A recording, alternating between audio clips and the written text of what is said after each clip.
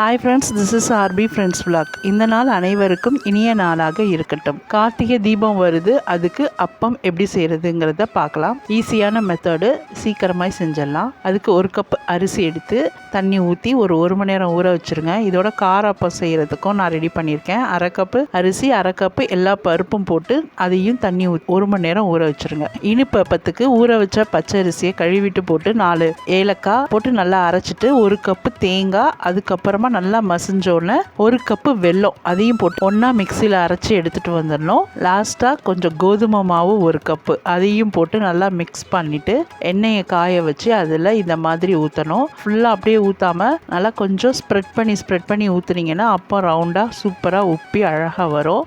இது ரொம்ப நல்லா இருக்கும். இது கார்த்திகை அப்பம். இதை கண்டிப்பாக செஞ்சீங்கன்னா முருகனுக்கு ரொம்ப பிடிக்கும். நீங்களும் ட்ரை பண்ணி பாருங்கள். அடுத்தது கார அப்பத்துக்கு ஒரு மிக்சி ஜாரில் கொஞ்சம் ஒரு பச்சை மிளகா, கருவேப்பிலை, கொத்தமல்லி, ஊற வச்ச அரிசி பருப்பு, தேவையான உப்பு எல்லாத்தையும் போட்டு மிக்சியில் அரைச்சி கொஞ்சம் தண்ணி ஊற்றி எடுத்துட்டு வந்துட்டு இதையும் அந்த எண்ணெயில் போட்டு எடுத்தீங்கன்னா சூப்பரான கார அப்பமும் ரெடி ஆயிடுச்சு.